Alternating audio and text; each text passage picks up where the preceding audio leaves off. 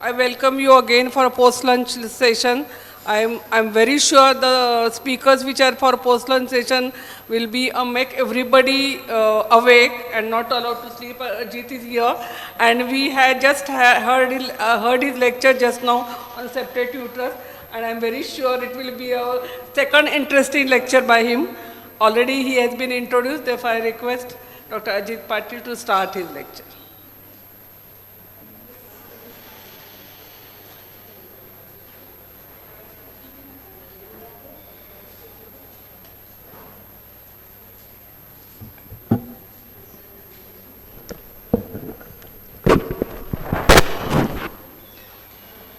A very good afternoon. I'm just going to take you through life of Jaya, Surekha, Swati, somebody staying in Sangola, somebody staying in Mangalveda, and facing same problems of recurrent pregnancy loss. So the talk given to me is managing current pregnancy in a woman with unexplained recurrent pregnancy loss, and this is more of a practical talk. ती खूप जवळ येते मला तसं ते काय विजनमध्ये येते मध्ये मध्ये ठीक. So this is going to be more of a practical talk with some practical tips and practical recommendations, not sticking to evidence-based medicine. I have my own reservations about evidence-based medicine, and of course I'll also touch on that when I'm ending my talk. If you look at pregnancy, how it is happening, and the endometrial receptivity, that is a tug of war between the endometrium, which is trying to reject the embryos, and something happening at the level of the endometrial receptivity, and two nice concepts there. What is the receptivity of that endometrium, and what is the selectivity of that endometrium? If the endometrium is too receptive, the woman is likely to land up in recurrent abortions, because that endometrium is accepting all embryos that is coming, and even it is accepting the aneuploidic embryos, and therefore this woman will present to you with a recurrent pregnancy loss. But if the endometrium is too selective in selecting a proper embryo, this patient will present with more as a case of infertility. So probably this is an endometrium which is trying to select too much, and it is waiting for that right embryo to come in and to get implanted into the endometrial cavity. Therefore, these patients will present with a long infertility period or long waiting for the pregnancy. So also, if you look at endometrial level, what is happening, it is a tug of war between the pro-inflammatory response that has to happen for that endometrial cells to open up and accept that embryo. But once that embryo is accepted by the endometrium, the endometrial prostaglandins and everything, all those inflammatory substances need to be suppressed. So the endometrium is caught between these two wars, a pro-inflammatory response which is very necessary for implantation, and an anti-inflammatory response which is important for continuation of pregnancy. So this is a paradox, or this is the crux of all problems of our unexplained recurrent pregnancy loss. What it is that remains unexplained? And is it our limitation as a doctor? Is it our limitation of the clinical science? Or is it the limitation of the laboratory science? Because even after 3 losses, 50 to 60% of women are going to have a baby. So it is not that recurrent pregnancy loss means the patient's future is sealed.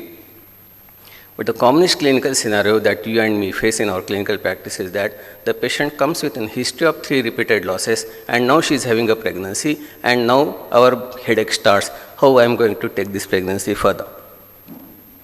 So the UPT kit that she presents to us in OPD, and now UPT kits have become so common, is acting like a missile for us, because we are in doubt what we are going to do about this. So meet Jaya. She is a 32-year-old rural woman facing harsh nature as well as harsh in-laws, hostile husband, but battling on her own battle. 4 losses, 5th pregnancy, and she has been adequately investigated with whatever were the limitations, her financial limitations, she has been seen, and she had one medically managed abortion, one surgical DNC, one DNC where the POC karyotype turned out to be normal.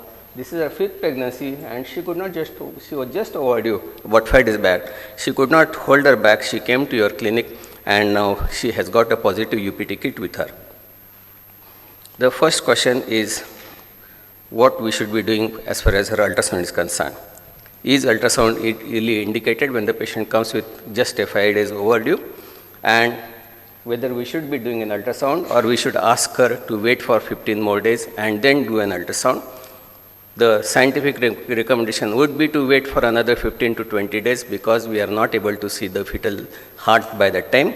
But for the patient's emotional support and patient's emotional connect with the pregnancy, probably ultrasound will be necessary. The normal milestones of early pregnancy are reassuring milestones, and therefore how frequently the ultrasound should be how frequently ultrasound should be done in a patient with an unexplained recurrent pregnancy loss, it is best left to an individual judgment, but every 2 weeks doing an ultrasound and showing her the positive build-up of that pregnancy, I think plays very important role in what we call it as the comforting care for this patient or the tender loving care. So she requested an ultrasound, and because she was about 5-6 days old, and today with a good resolution machines we know we can pick up ultrasound so early. So we did an ultrasound, the gestational sac is seen. The first question that comes to our mind, shall I start aspirin? And the second drug, shall I start progesterone? Now we have heard Dr. Mala Arora in the morning. Progesterones in unexplained recurrent pregnancy loss, all majority of the scientific evidences say that the progesterones are not at all indicated for recurrent pregnancy losses patient. Maybe like if you look at the bodies like ASRM and ACOG, they say maybe after 3 losses, you may put these patients on progesterone, but the blanket answer will be progesterones are not indicated. And most of us are used to putting these patients on aspirin and heparin. Let us see what the evidence says.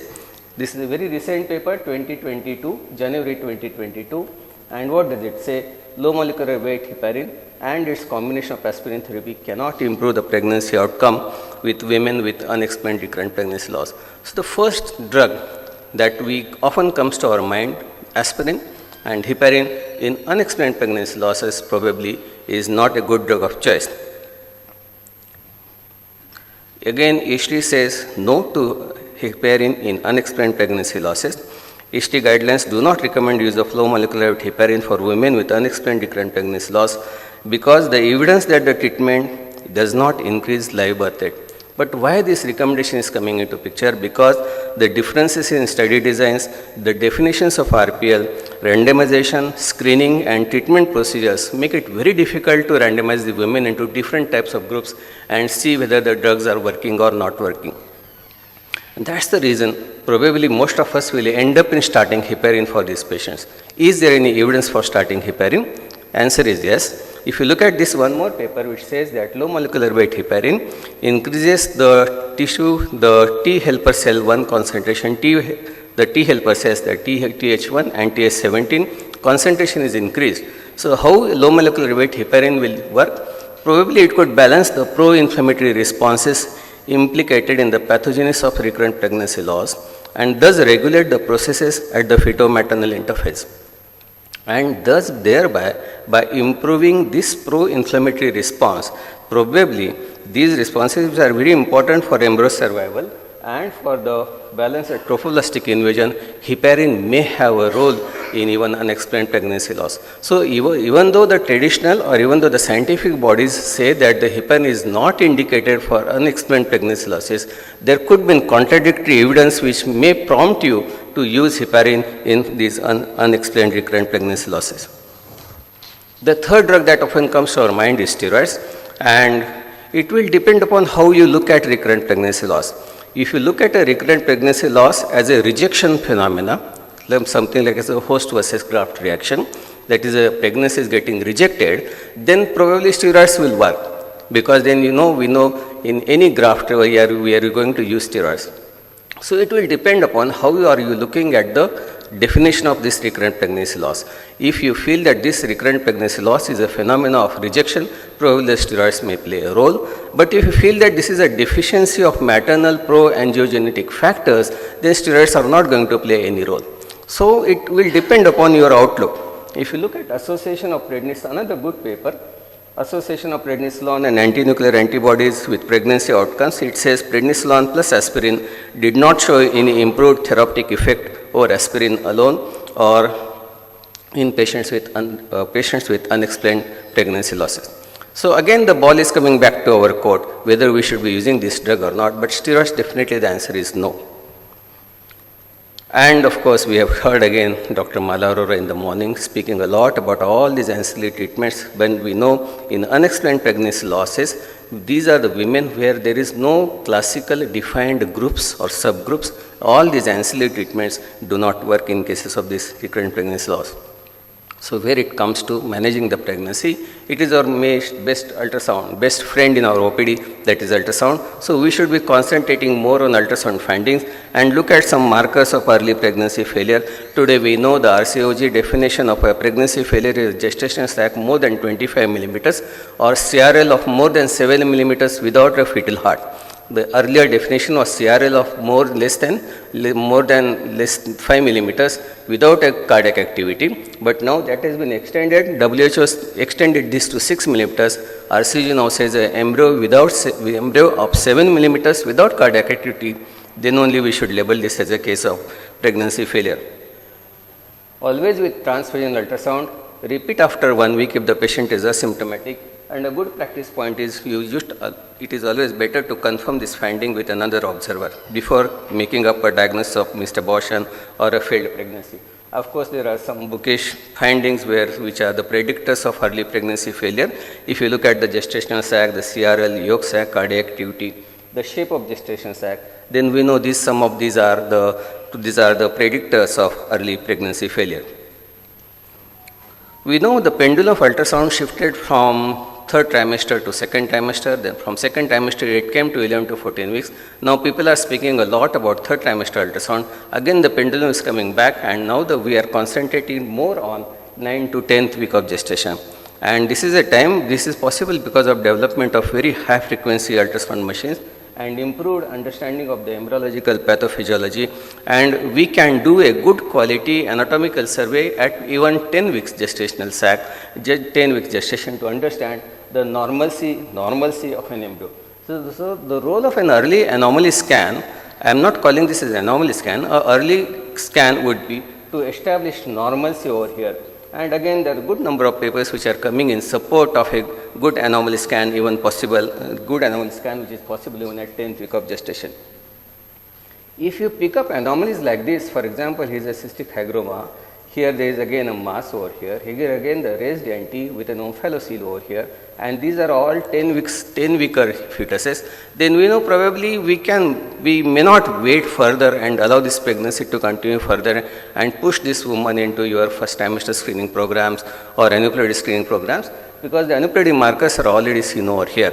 So there is definitely a role of doing a good quality ultrasound at 10th week. But it comes with a pinch of salt. There is a limited evidence regarding the detection rates. Many organs are still underdeveloped or they are still developing, and it could be too difficult to visualize at this gestational age, and a suspected anomaly diagnosis the woman will land up in more distress, because you are going to declare a suspected anomaly and asking her to come back after 15 days, and those 15 days could be a period of lot of anxiety for this woman. So we should look at this recommendation with a pinch of salt, but if it is possible, of course we should be doing an ultrasound at 10th week of gestation. One valid practical point would be to do ultrasounds at 10th week of gestation before sending these patients for aneuploidy screening. Aneuploidy screening could be by your FTS or could be by cell-free DNA. But before sending these patients for aneuploidy screening, if you do an ultrasound here, and that 1 in 10 woman where you find an anomaly at the 10th week of gestation, probably you are going to save a lot of headaches for that woman, because she will be unnecessarily subjected for aneuploidy screening programs. But when the patient comes into 12th week of gestation, I think we have 4 different areas of concern for us. What is the problem of POTAS? What is the risk about aneuploidy? What is the risk of this pregnancy developing into an anomaly? What about preeclampsia detection and what about preterm birth? And so Jaya went for an ultrasound to an center, and this is a ultrasound parameters showing her risk. Her maternal risk, age-derived risk was 1 in 769. After the ultrasound was done, and this ultrasound was done by a good person, the risk diluted to 1 in 3,333. This was ultrasound-derived risk. But then she went for a associated FTS, and look at what is happening to after the FTS. This risk is increased from 1 in 1,000, she has become 1 in 724. So her risk is what has happened. The risk is not diluted. Though the ultrasound gave her a diagnosis of a dilution of risk, after doing in detail FTS, her risk has actually increased. This risk, though it is not though she has not become high risk, but from a low risk category, she has gone into an intermediate risk category, and we need to do something for this woman. What we should be doing? That is a big problem. What we should be doing for an intermediate screen patient? Remember, I am talking about Jaya, who is coming from Mangalveda, and you just blanket cannot tell her directly ki go for selfie DNA or go for amniocentesis or go for CVS. Money is a big concern. So how can we address this issue?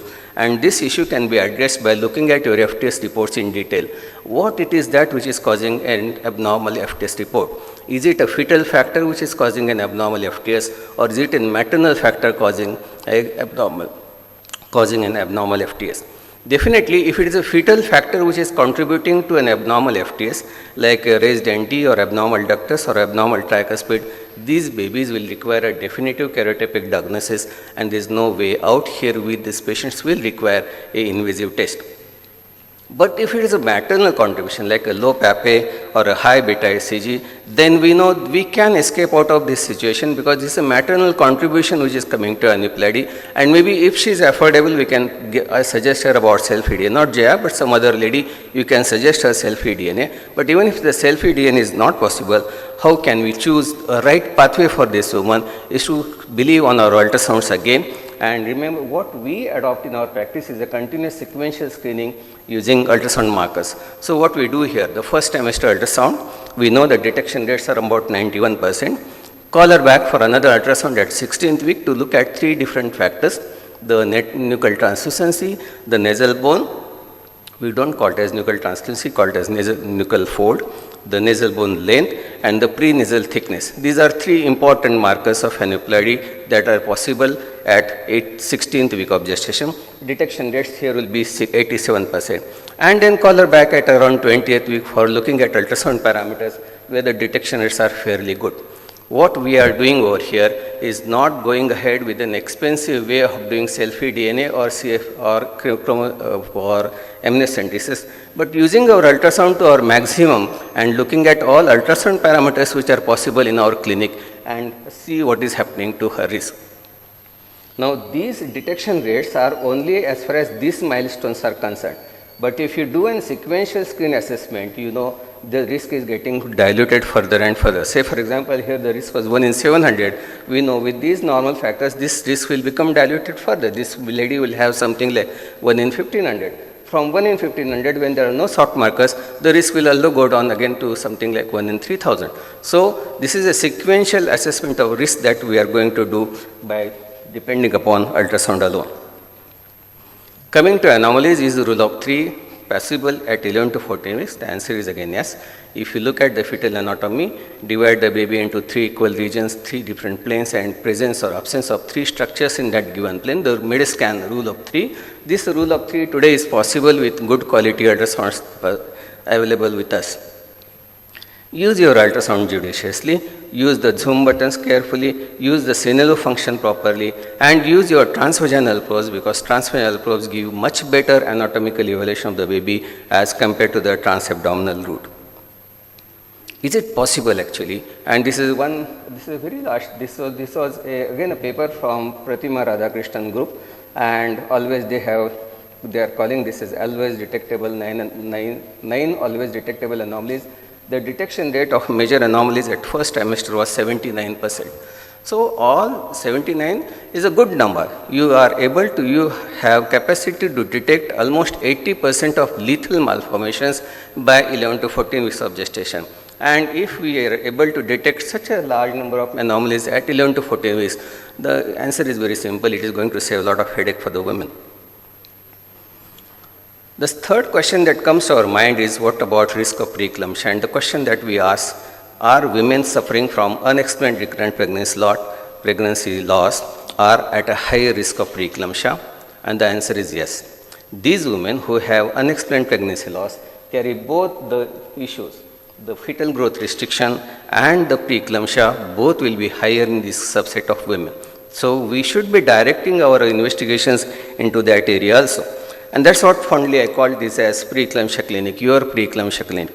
What is mean by your preeclampsia clinic? Preeclampsia clinic is nothing difficult. It is just training your staff how to conduct a preeclampsia clinic. This is your assistant doctor or a good nursing staff to whom you teach about history taking and measuring the blood pressures in both arms in a sitting position, and she will calculate what is the mean arterial blood pressure. With that information, the patient's biography, patient's demography and mean arterial blood pressure, patient comes to your clinic and you do your uterine artery Doppler. Again, it is my sincere request to you all, if you are having a Doppler machine with you, please try to do your Dopplers and ultrasounds on your own.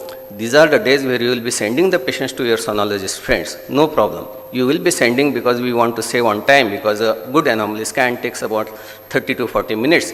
But even if the patient goes to an sonologist, when the patient comes back, it is a good practice point to do again ultrasound on our own. Suppose your friend is doing a trans-abdominal cervical length measurement. We know it is wrong way of assessing the cervix, but he is not able to do a trans-vaginal scan because he is afraid, or because he is probably being a radiologist, he is not used to doing a trans-vaginal root scans. So when such a patient comes back to you, it is our duty to do your trans-vaginal scans and measure the cervix again. So you have done your uterine artery Doppler, you are measuring the uterine artery PI, taken the mean uterine artery PI. You are also collected the blood for beta HCG and PAPE, and the PAPE from this FTS is again we are going to use for your preeclampsia screening. And preeclampsia screening, we know it is a software based, it's a free software by FMF which is available on the net. You put in all numbers, it will tell you what is the preeclampsia risk. If the preeclampsia risk is more than 100, we put these patients on aspirin. If the preeclampsia risk is less than 100, we are just going to follow these patients at 20 weeks. So her risk came as 1 in 35 for early preeclampsia. The mean arterial blood pressure of 105, the uterine artery which is showing a diastolic notch and the raised PI. Is this an indication for putting these patients on aspirin? If you are not put her on aspirin, is this an right time to start aspirin? The answer is yes. This patient will require 150 milligrams of aspirin to be taken at bedtime. Remember, there is a lot of debate going upon the dose of aspirin, and people talk about 75 milligrams of aspirin, and in practice many of us are used to using 75 milligrams. The recommended dose is not 75, it is 150 milligrams aspirin to be given at bedtime and should be continued till 36 weeks of gestation. Should I take this abnormal preeclampsia risk as an indication for putting these patients on heparin? The answer is no. Because the actions of heparin are very important. We have heard about actions of heparin. They are important in the early days of the pregnancy, because they are correcting an imbalance between the T1 and T17 helper cells. We know the heparin is going to act when the pregnancy is getting implanted and not later. So heparin after 12th week of gestation is not going to play any important role as far as reduction of a risk of preeclampsia is concerned. And that's what happened actually. If you look at her serum reports, PAPE 0.2 moms. So the PAPE was cut significantly less, and that's the reason her preeclampsia risk was coming higher. And then we take her into 16th week to look at these three important parameters. What is the nuchal fold thickness, what is the nasal bone, and prenasal thickness, and the ratio, the prenasal thickness divided by nasal bone length. And this is a cutoff of, with a cutoff of 0.98, a sensitivity of 88.5% and specificity of 100%. This is a very good marker for aneuploidy detections even at 16th week of gestation. So if you are not able to do bloods at 11 to 14 weeks, or if the patient is not able to afford quadruple screening at 18 to 20 weeks, I think we have another good way of screening for aneuploidy is to look at the ultrasound markers and see what is happening. Of course, the checklist of a 16th week scan will be similar as compared to your 20th scan. The only advantage of pushing a 16th week scan is early detection. Establishing normals is very important part of a tender loving care. More targeted approach is possible if you look at some abnormality at 16th week of gestation, and obviously you can intervene early if you have seen some abnormality. Of course, I am not going to speak about rule of T and 20-week scan, but this is a very methodical way of doing a good quality abnormal scan. And as a part of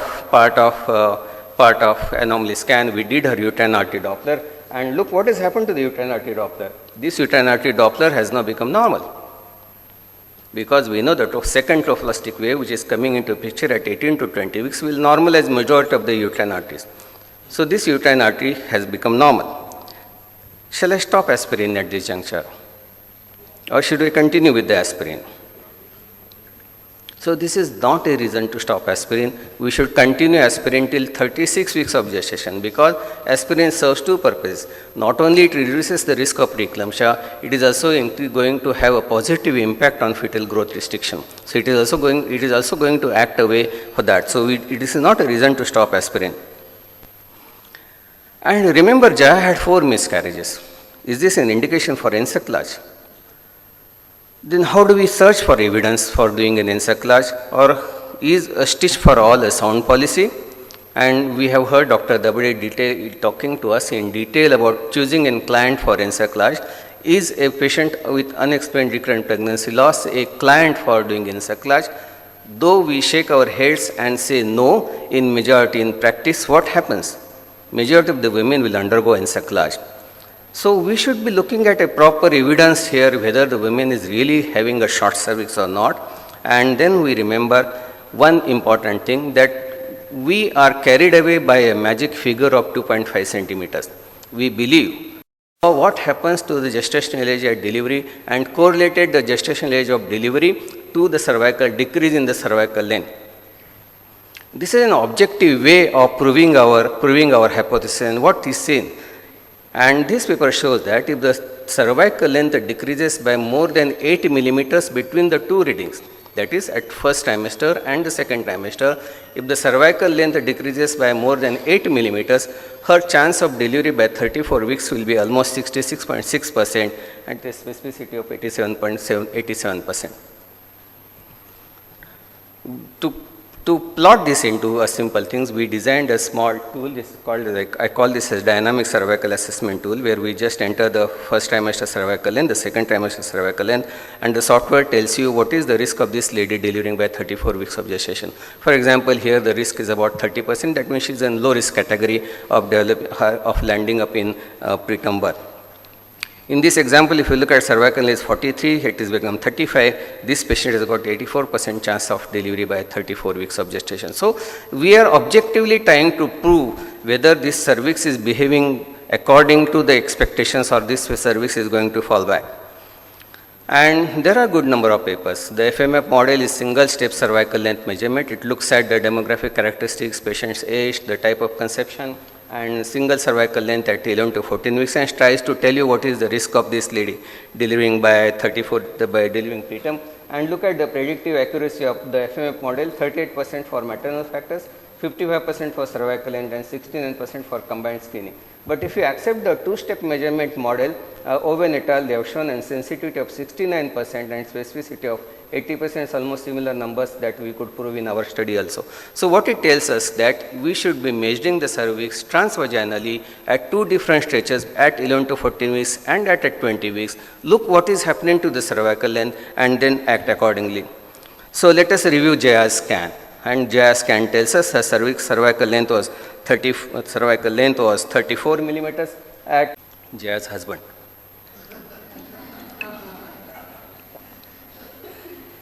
Smile on his face, because ultimately the doctors have declared that Jaya has low risk of aneuploidy. In Jaya's baby, no anomalies are seen. The cervical is normal, therefore doctor says no encerclage for this patient. And the patient is on just routine drugs plus aspirin. Remember, she has low PAPA and high uterine RPPI, so aspirin we are going to continue. This is bringing some smiles on the face of the husband. But because this was rains and harvest time and Jaya was busy in harvesting and cutting the crop in her field, she came at not at 24 weeks, but she came at 28 weeks. And look what is happening to the fetal growth. The abdominal circumference has come down to 5th percentile. So it was at 50th percentile and the AC has come down to at 5th percentile. Are we making a diagnosis of fetal growth restriction here? The answer is yes. Today, if you look at the diagnosis of fetal growth restriction, it is very important as an obstetrician to identify those babies which are trending towards fetal growth restriction and not diagnosing a baby suffering from fetal growth restriction. Both the things are different. We should identify a baby which is tending towards fetal growth restriction because here we can intervene. But a baby which has already suffered from fetal growth restriction, there is nothing can be possible. So the simple definition of fetal growth restriction is inability of the baby to meet its own genetic potential or own genetic growth. So if the baby falls behind its predefined threshold for the given gestational age, I think we can safely make a diagnosis that this baby is suffering from fetal growth restriction. The moment you make, and how it is possible, this is possible only if you make a systemic ultrasound diagnosis, and that too this ultrasound should be offered to all pregnant women and not only selective women, because if you do in mid-trimester, that's a good quality scan at around 20 to 30 weeks pregnancy for all pregnant women. Look at what is happening to the detection rates of fetal growth restriction. Another good paper from Lancet, and it tells us that the detection rates of, if you start universal screening for fetal growth restriction at 20 to 30 weeks, the detection rates of fetal growth restriction will triple as compared to screening only based on risk factors. So the point that should be taken is that this is a time to squeeze in another scan at around 30 weeks to look at fetal growth. Especially look back to your FTS levels, what is happening. If there is lag in CRL, if the uterine artery Dopplers are on the higher side, if the PAPI is low, or if there is a low alpha fetoprotein, all these are not only markers of aneuploidy, but these are also markers telling you that this baby is likely to suffer from fetal growth restriction. And there comes the role of Doppler. I'm not going to take you across the Doppler, but then we know Doppler is a systematic way of looking at how the fetoplacental circulation is happening and what is the way the babies are trying to adapt to these abnormal flows. And the Doppler timeline we also know, with a rising placental resistance, there will be a progressive fall in the end diastolic flow in the umbilical artery. And the moment the umbilical artery shows absent diastolic flow, that is a time to deliver this baby out. The Delphi consensus today defines fetal growth restriction as an effective fetal weight of less than 3rd percentile or fetal weight of less than 10th percentile plus an abnormal Doppler. But to me, I am little skeptical about accepting this Delphi consensus definitions of fetal growth restriction because this is too late for intervention. All these Western calculators wait till the baby's weight falls below 10th percentile and then only label these babies at fetal growth restricted babies. But that is not aim of a good quality antenatal care. A good quality antenatal care means we should be trying to help out all pregnancies and try to see that the babies are maintaining their growth at 50th percentile. So how do we identify babies tending towards fetal growth restriction? Because if we are able to identify babies tending towards fetal growth restriction, we can do a prompt intervention and that can lead to recovery. So the another practical tip is to squeeze in another 30-weeker scan, and this is an optimum time, optimum detection. And if you combine with Doppler, it gives an time, it also provides you time to assess the impact of your intervention. That's what I was trying to tell you. The problems of Western calculation is that all these calculators will wait till the fetal weight drops to less than 10th percentile. Here is the case again. This is a case, this is our case. This AC is touching the 5th percentile. We have fed this data into the calculator, and what it tells us, fetal weight is at 12th percentile, fetal growth is in the normal range. But this is not normal. We know this is not normal because this baby so long was growing on 50th percentile, suddenly is coming down to 5th percentile. This is like asking the student to wait till 9th term exam, and if you fail, then only I am going to help you.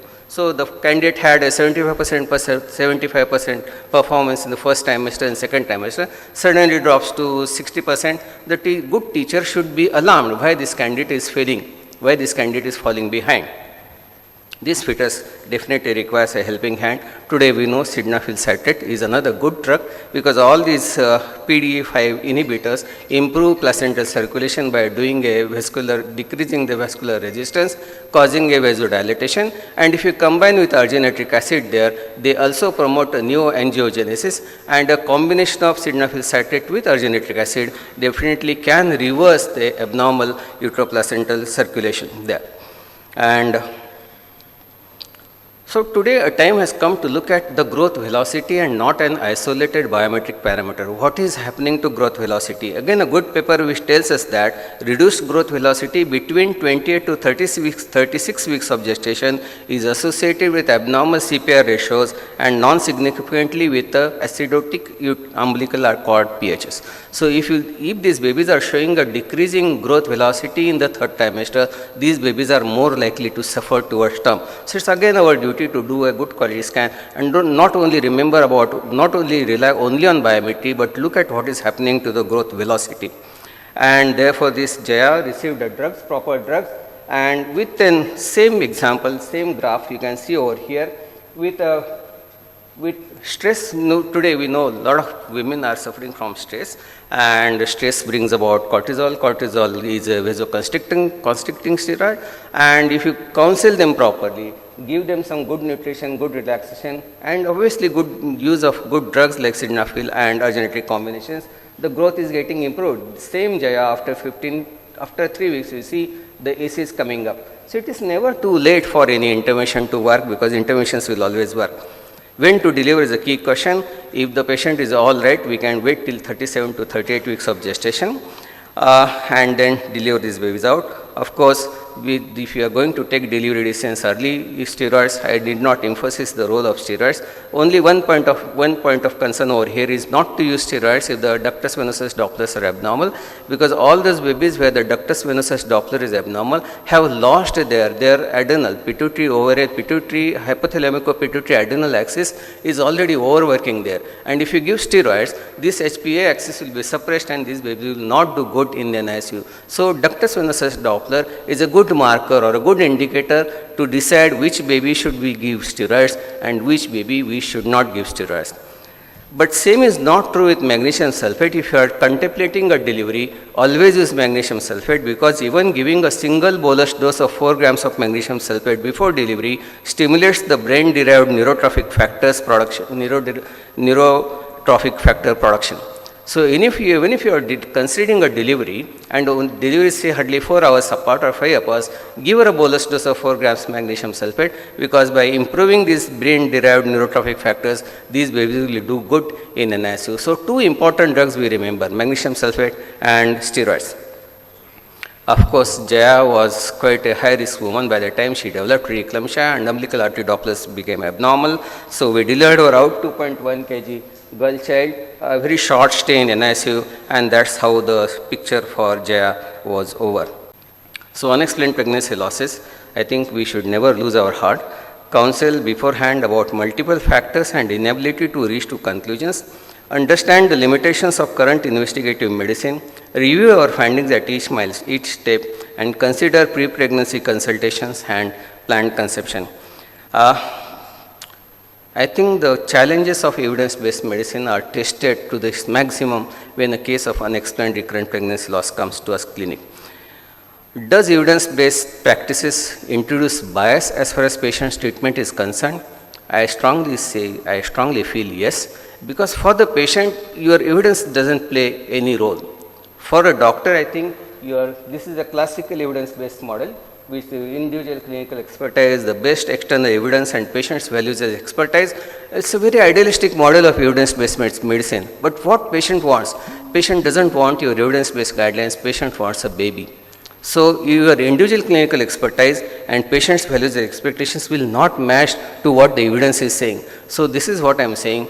A case of unexplained pregnancy loss throws all your evidence to wind, and you have to take your balanced decision. Thank you so much for your patient hearing, and again I thank the office bearers of Sopalour Society and my teachers over here for calling me to interact with you. Thank you so much. And Hello. It was a very, very practical lecture. But I just Really appreciate and congratulate Dr. Ajit Patil for such a beautiful lecture. This was, I think, worth like a oration. You know, you have unfolded the journey of a common, what should I say, a patient of recurrent pregnancy loss very well. And this is a very day-to-day aspect that I think each one have experienced in our practice.